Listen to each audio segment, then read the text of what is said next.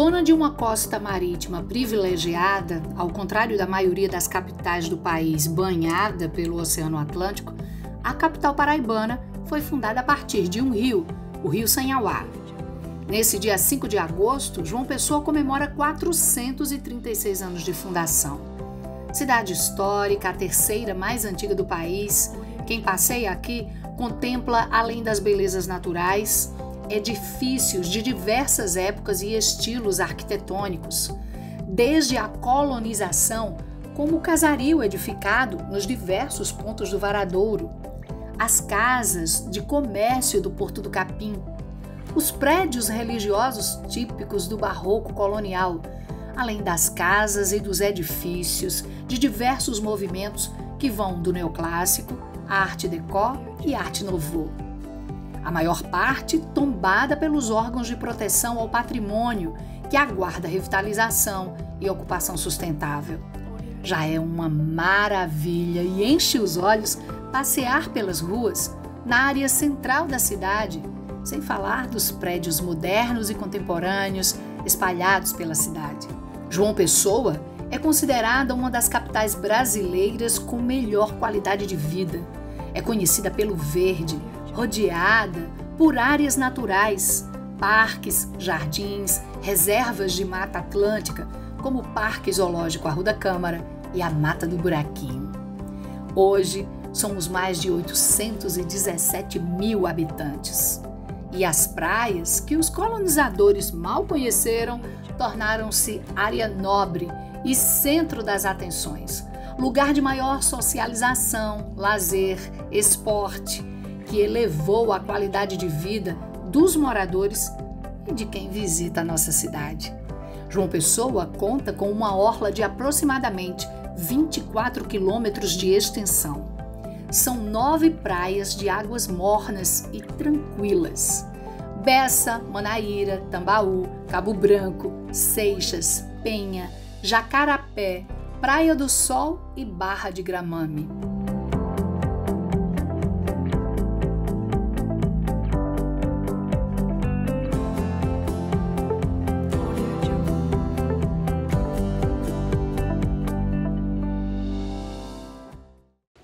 Essa é a nossa cidade, João Pessoa, cidade de praia, muito verde e qualidade de vida.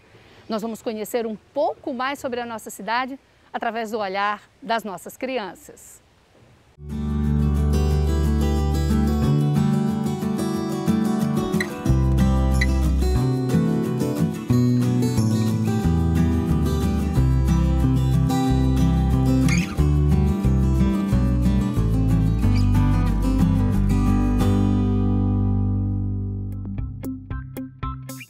Oi, meu nome é Ana Vitória, tenho 10 anos e sou aqui de João Pessoa. Oi, meu nome é Júlia Emily Marinho Figueiredo, tenho 8 anos, moro em João Pessoa. Oi, meu nome é Carol, tenho 7 anos e moro em João Pessoa. Oi, meu nome é Felipe, eu tenho 8 anos e eu moro em João Pessoa. Como é que vocês veem João Pessoa?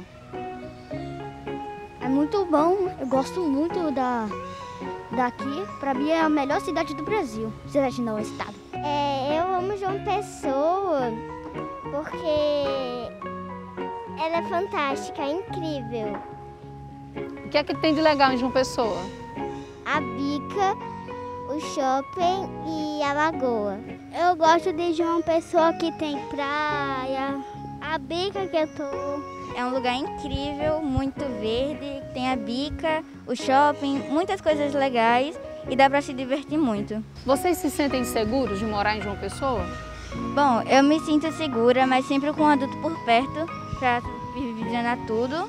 E aqui é seguro, um lugar legal, bem seguro e eu gosto bastante. O que você acha que poderia melhorar em João Pessoa? O Covid acabasse bem rápido, pra gente sair, brincar. O que foi que mudou, assim, o que foi ruim para vocês com a pandemia? Eu não poder mais brincar com as minhas amigas, não poder mais ir pra escola, nem tirar a máscara e respirar o ar. Lipe, a vida mudou muito com a pandemia? Mudou muito.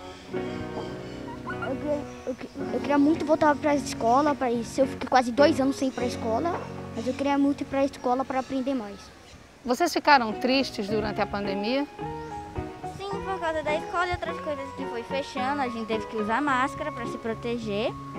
Mas creio que isso vai acabar rápido e a gente vai ficar bem. Quando a pandemia passar, o que é que vocês querem fazer? Uma coisa que vocês querem muito fazer que durante a pandemia não fez mais? Ir pra rua, ir pra escola, ir pra todo lugar. Brincar sem máscara, ir pra escola, e fazer mais um bocadinho de coisas. Ter meus amigos de volta, porque eu não tenho, os amigos, pra gente conversar, mas só tenho amigos virtuais. Às vezes o pai e a mãe reclamam que vocês estão muito tempo no celular. Sim. Mas vocês acham que é pouco tempo que vocês passam? Assim, eu não acho que é muito tempo, mas eu também não acho que é pouco. Eu fico bastante no celular porque, já que é pandemia, ninguém pode estar saindo muito de casa, tem que se distrair com alguma coisa, então a gente se distrai com o celular. Acabou a pandemia, o que você mais quer fazer? Tirar a máscara e me divertir com meus amigos fora. Pois é, né? A gente percebe o quanto as crianças sentem falta da escola e do convívio com os amigos, principalmente durante essa pandemia. Mas é na escola que eles começam a aprender sobre a história da nossa cidade. Nós convidamos 2 meninas, Marisol e Maria Clara. Elas fizeram um passeio no centro histórico e contam pra gente um pouco do início da história da nossa cidade. Vamos ver. Oi, meu nome é Marisol e João Pessoa está fazendo 436 anos. Oi, gente, meu nome é Maria Clara e eu vim contar um pouco da história de João Pessoa com minha amiga Marisol. João Pessoa foi fundada dia 5 de agosto de 1585. Nas margens do rio Sanhauá, afluente do rio Paraíba, nasceu a nossa cidade. A vida econômica da cidade começou aqui. Foi construído o Porto do Capim e esse lugar ficou conhecido como Cidade Baixa. E ainda temos os prédios antigos.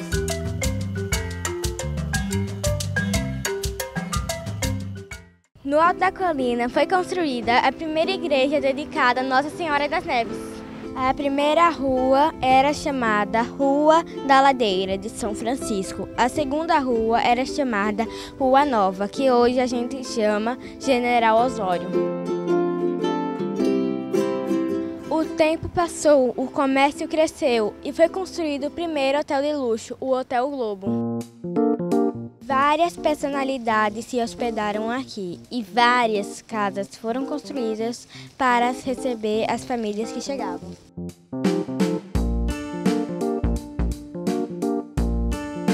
Agora, todo esse lugar é ponto turístico e várias pessoas vêm visitar e conhecer.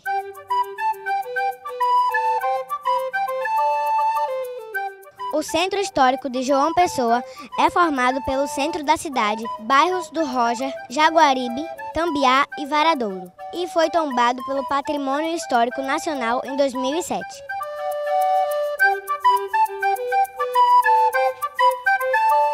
João Pessoa tem várias igrejas históricas construídas pelas ordens franciscana, carmelita, beneditina e jesuíta.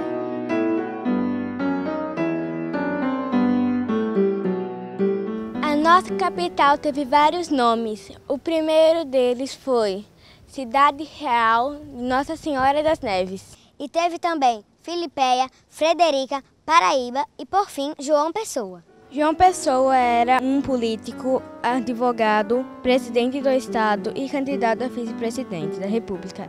Ele foi assassinado em 1930. O povo ficou comovido e os políticos, na época, deram o nome dele à nossa capital.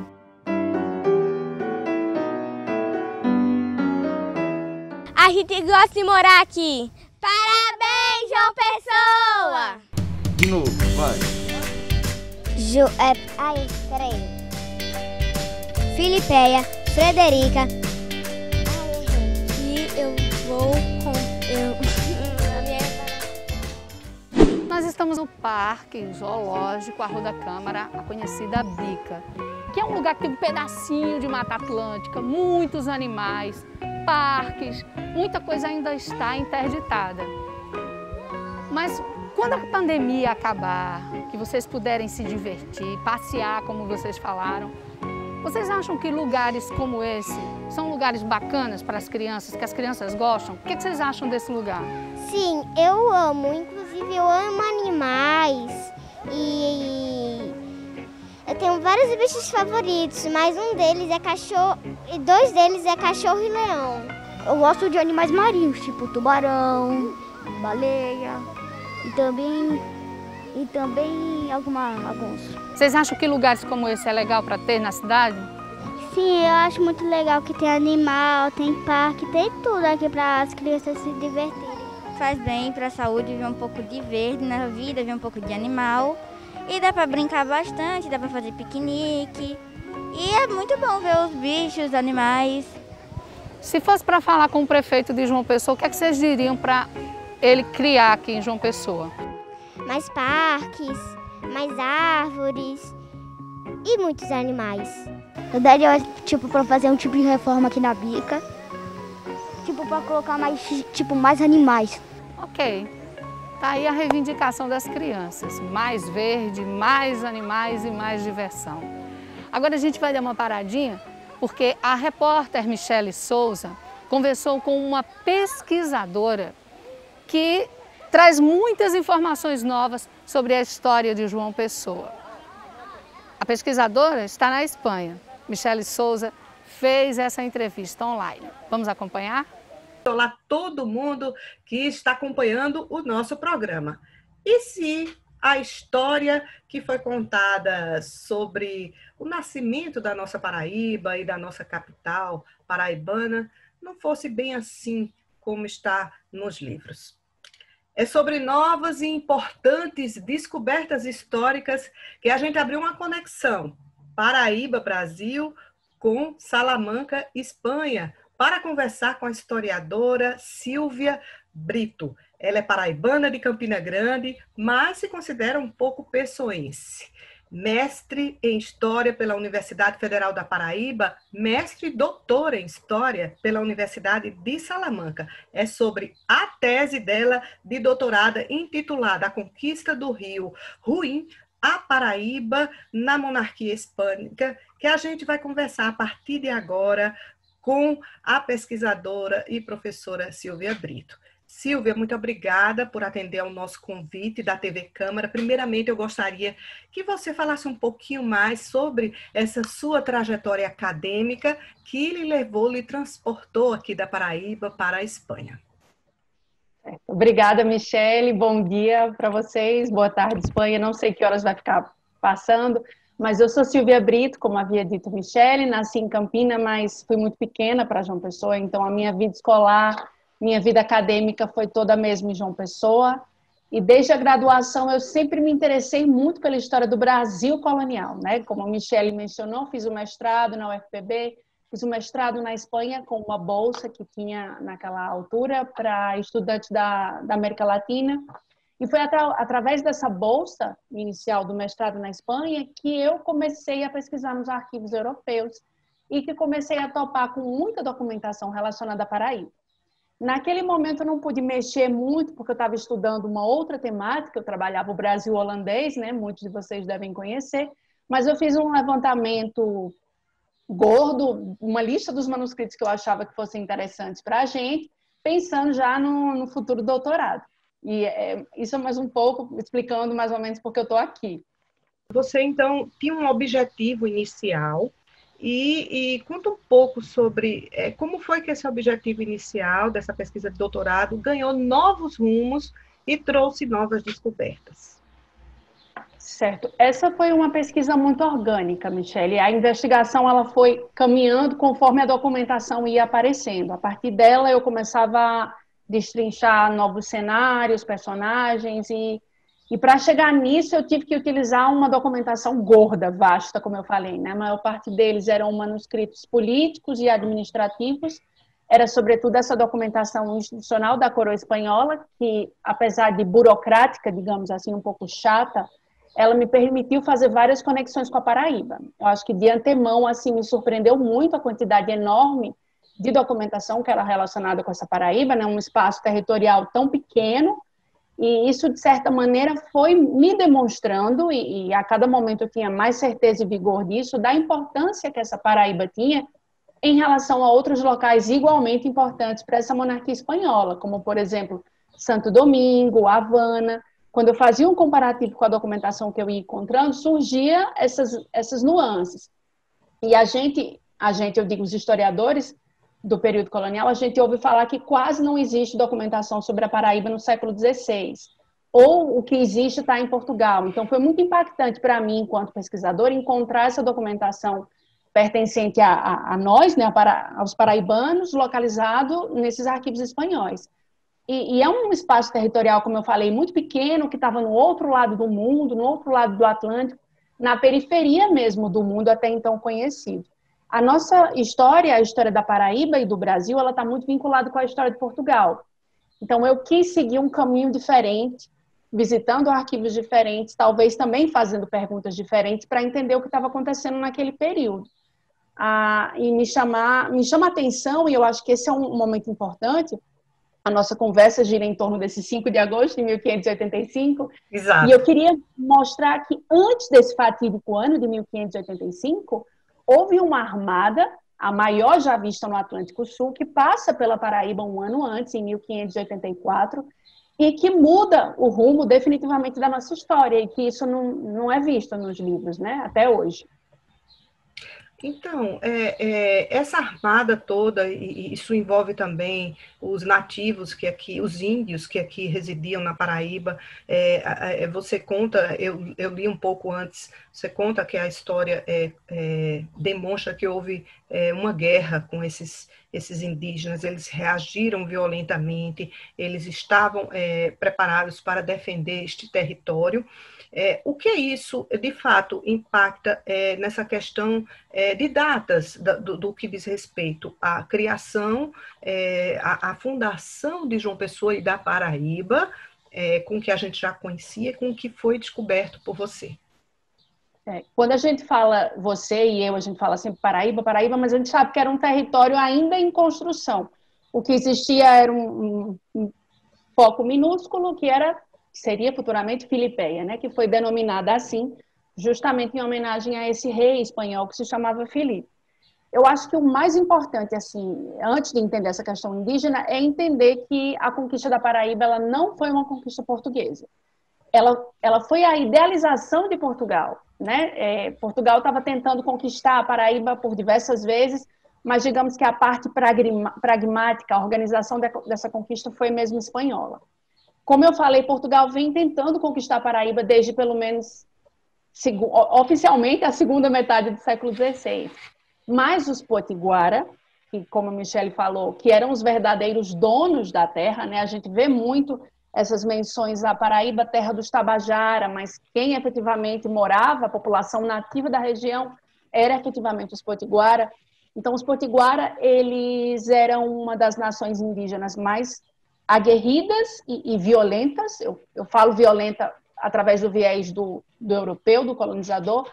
Era conhecido como sanguinários, violentos, incivilizados, né, que deveriam ser civilizados pelos europeus. Então, todas essas expedições oficiais e não oficiais feitas pelos portugueses foram incessantemente combatidas por esses indígenas potiguara. Foi uma sucessão de fracassos, assim.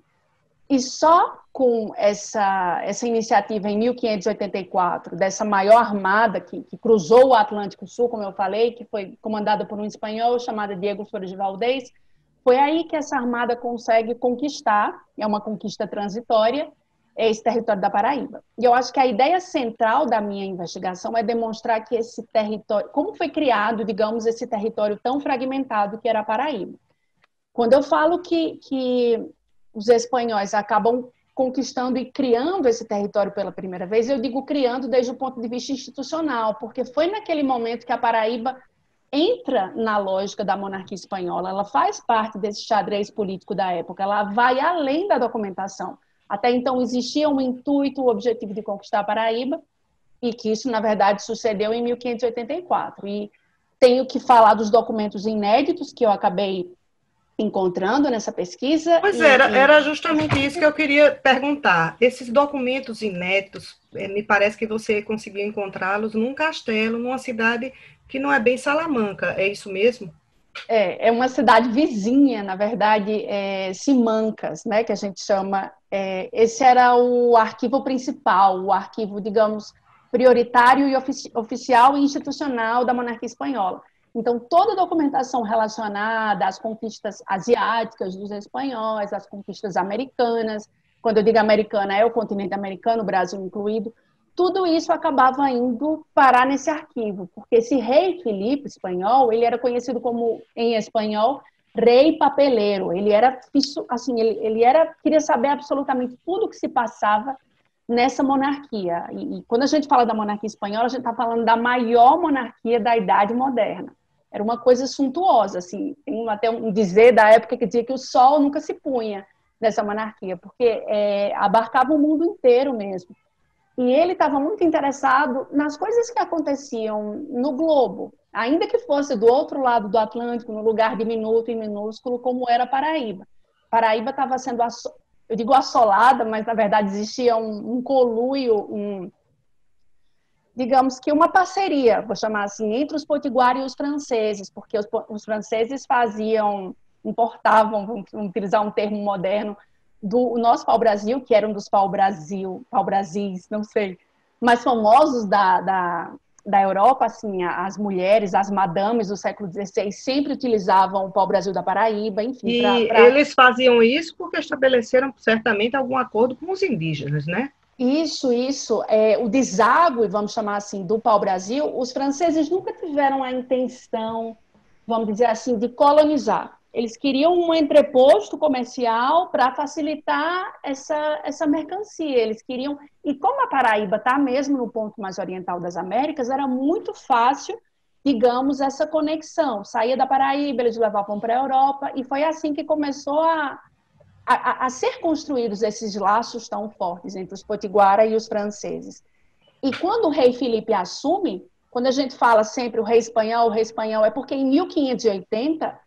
houve a União Ibérica. Portugal e Espanha se unem e viram uma só monarquia.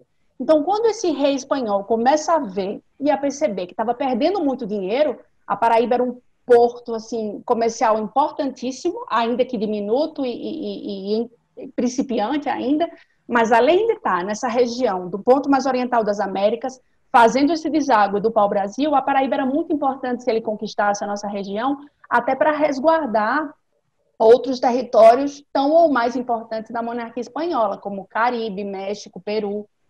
E foi assim, basicamente. Silvia, Acho que você tinha perguntado. Não, justamente, eu acho que o que é interessante a gente trazer o que é que, de fato, modifica, se há uma data diferente que pode ser atribuída a fundação da Paraíba através que representa também a criação de João Pessoa, né? Porque nós comemoramos nesse 5 de agosto, né, de 1585, mas, de fato, essa sua descoberta modifica, de certa forma, a data de fundação do que era oficialmente contado nos livros de história? Certo. Eu acho que só para fazer um pequeno preâmbulozinho, eu sei da importância do 5 de agosto, certo? Porque a gente precisa dessas tradições, a gente precisa se reconhecer como elemento integrador, digamos, da nossa história. E aí entra nessa questão de dizer que a Paraíba, certos mitos, a Paraíba é terra dos Tabajara, de reforçar que nesse 5 de agosto de 85, foi uma data importante, porque houve realmente um acordo firmado, esse acordo de paz firmado entre os indígenas e os europeus, e aí vem daí a ideia de que nós somos um povo, nós somos terra de um povo pacífico. Eu acho que o mais importante eu preciso dizer que 5 de agosto não houve fundação da cidade da Paraíba, não tem outra forma de dizer, certo? Porque apenas no dia 31 de outubro é que eles começaram a pensar na escolha do local que deveria ser construída essa cidade, certo? E isso quem está dizendo não sou eu, nem nenhum outro historiador contemporâneo. Tem um documento muito importante sobre a Paraíba, chamado Sumário das Armadas, e ele já tem mais de 400 anos, ele que indica que nessa data de 31 de outubro ainda estava se pensando em que local eles deveriam construir esse forte. Então, esse forte que acaba originando Filipé, ele começa a ser construído só no dia 4 de novembro de 85. E ele é concluído só em 20 de janeiro de 86. E aí as pessoas ficam, mas qual é então a nossa data? O ano de referência? Eu acho exatamente. que tudo bem, é importante. Eu acho que de tudo isso, Michele, eu acho que o que menos importa é essa questão da data, porque a gente precisa, eu sei da importância de trazer para o debate essa questão das datas, dos nomes, porque a gente precisa desses símbolos. E até hoje, esses grandes nomes, Frutuoso Barbosa, João Tavares, são figuras muito ressaltadas, figuras ressaltadas de forma heróica, generosa, até patriota. E nem existia Brasil naquela época, né? A gente vê estátuas, a gente vê ruas que simbolizam essa herança colonial, mas, ao mesmo tempo, minimizam a violência quase que de uma forma ufanista. E isso está representado em inúmeros aspectos na nossa cidade.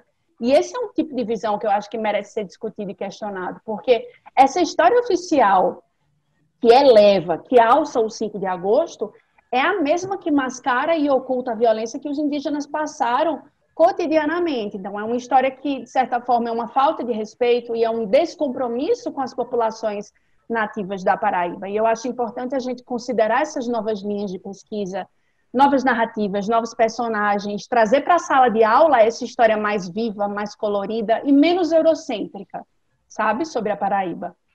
Exatamente. É por isso que é importante a gente perguntar, esse seu material, a sua tese, ela já tem planos de se tornar um livro, vai ser publicada? Quando é que você acha que essas novas informações elas vão passar a ser inseridas no contexto de trazer esse resgate, né, através dessas descobertas, e de colocar, não por uma questão de data específica, mas por tudo isso que você contextualizou? Esse material ele vai ser publicado, espero eu que muito em breve, né, pelo menos essa parte relacionada à conquista, porque a tese são 2 volumes, e eu quero fazer, o livro já está nessa fase de edição, e eu acho que o que eu mais quero, eu acho que quem está dentro da academia, a gente sabe o sofrimento que é fazer com que esse conhecimento científico, porque história é ciência, por mais que as pessoas inventem, pensem que é arte, que é romance, literatura, não, e por isso que às vezes é tão importante a gente ir nas minúcias do 5 de agosto, ir na cronologia, demonstrar. Porque, às vezes, eu tenho a impressão que as pessoas pensam que o historiador vai no arquivo, abre a gavetinha, começa a consultar os arquivos de forma inocente, né? Mas a gente precisa fazer um ofício intelectual, é um constante dialogar. Eu conversei com o jornalista Felipe Caldas, e eu comentando com ele que é como se você tivesse um diálogo com os mortos, aquelas pessoas não estão mais ali. Então, você precisa ler nas entrelinhas, fazer silêncio, tentar escutar as vozes que ecoam, né? Então, o meu objetivo, assim, se eu tivesse essa oportunidade de poder decidir alguma coisa, é que essa história feita dentro da academia, que às vezes a gente se sente tão sozinho, é um processo tão solitário, é que ela saia desses muros da academia e que chegue ao universo escolar, ainda que seja num livro didático. A gente vê muito estudando o período colonial, que tem lá o Brasil holandês, e falamos muito sobre o Brasil holandês, até sobre o Brasil francês, que dura 5 anos, mas a gente não vê quase nada sobre o Brasil espanhol. E a história da Paraíba está muito vinculada a essa questão do Brasil espanhol. E quando o Brasil fazia parte, pertencia ao reino da Espanha, né?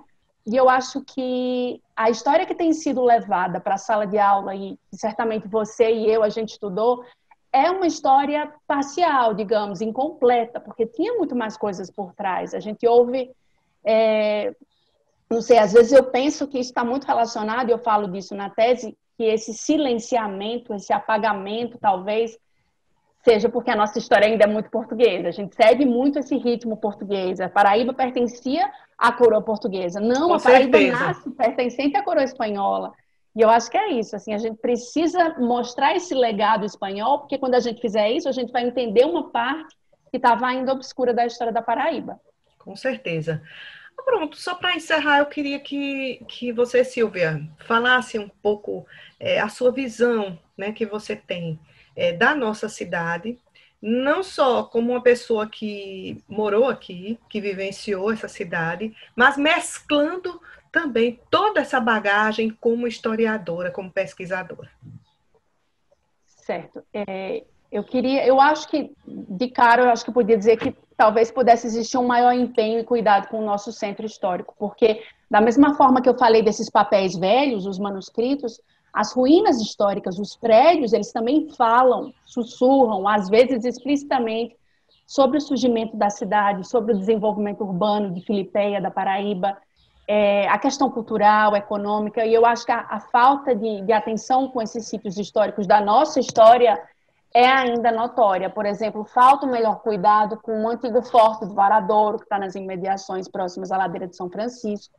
A cidade começa ali, né? E não há assim, indicações, menções, a questão do Forte Velho.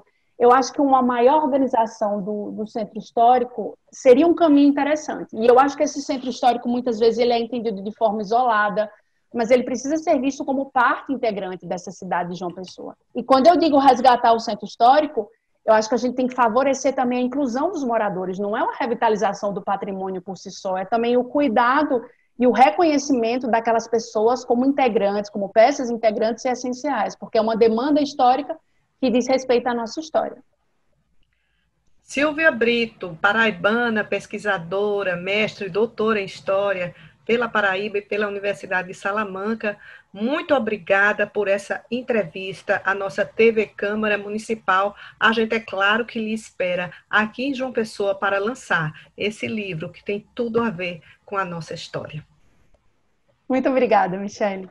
No próximo bloco, a gente fala com pessoas bem experientes que acompanharam o crescimento e o desenvolvimento da nossa cidade. Vamos falar de João Pessoa no passado e o olhar para o futuro. Aguarda aí que a gente volta já já.